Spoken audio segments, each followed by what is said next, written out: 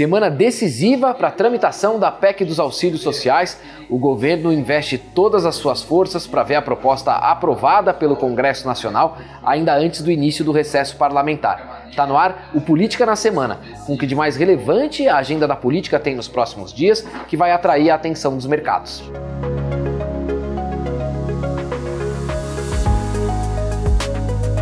Olá, eu sou o Paulo Gama, aqui do time de análise política da XP, e venho aqui falar um pouquinho sobre o que é que a agenda da política tem nesses próximos dias que vai atrair a atenção dos mercados. Mais uma semana em que o mercado vai acompanhar de perto a tramitação das propostas que o governo apresentou para fazer frente à alta dos preços. A gente lembra, desde o início do ano, o governo tem tentado implementar uma série de medidas ali para controlar a alta de preços, principalmente de combustíveis e de energia elétrica. Começou ainda no início de janeiro, tratando da tributação federal sobre diesel, depois avançou para regular a tributação estadual sobre outros combustíveis. Mais recentemente, apresentou um projeto para enquadrar energia elétrica, combustíveis, telecomunicações na relação de bens e serviços essenciais, limitando o ICMS que pode ser cobrado sobre eles. E agora, desde o início de junho, discute essa PEC, que começou também como uma PEC para reduzir tributação, mas acabou se transformando numa PEC que prevê o aumento dos benefícios sociais pagos pelo governo. O Senado Federal aprovou essa proposta há cerca de 10 dias.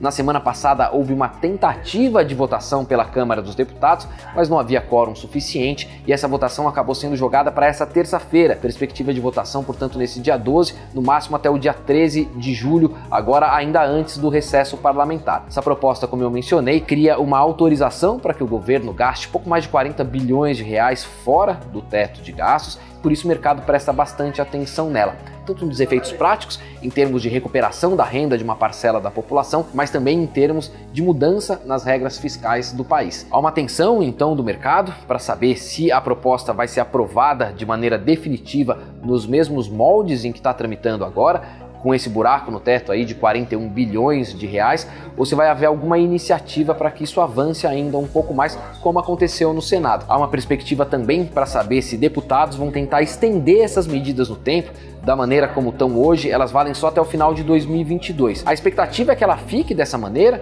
portanto com gastos autorizados na ordem de 41 bilhões de reais, com validade só até o final de 2022. Mas enquanto isso não for confirmado com a votação definitiva pelos deputados, o mercado vai prestar atenção. A tendência, como eu mencionei, é de manutenção, portanto, do texto atual, porque caso contrário, isso exigiria uma nova votação pelo Senado Federal e aí haveria o risco de que a proposta não conseguisse ser aprovada a tempo, ainda antes do início do recesso parlamentar na próxima semana, o que colocaria em risco a estratégia do governo de ver surtir efeito dessas propostas na eleição de outubro, contando com o aumento desses pagamentos nos meses de agosto, setembro e início de outubro também. Com menos foco, mas o mercado olha também para a votação da Lei de Diretrizes Orçamentárias, que acontece no Congresso nessa segunda-feira, tentando antever ali se há algum tipo de mecanismo que pode forçar ou ampliar a pressão sobre o teto de gastos, como é o caso do dispositivo que torna obrigatória a execução das emendas de relator, pressionando ali o nível de gastos que a gente tem e colocando um pouquinho mais de pressão sobre o teto no ano de 2023. Então, tramitação da PEC dos auxílios e resultado da Lei de Diretrizes Orçamentárias são esses os dois principais pontos que o mercado vai olhar na agenda da política nesses próximos dias e a gente volta na próxima segunda-feira com a agenda da semana que vem. Até lá!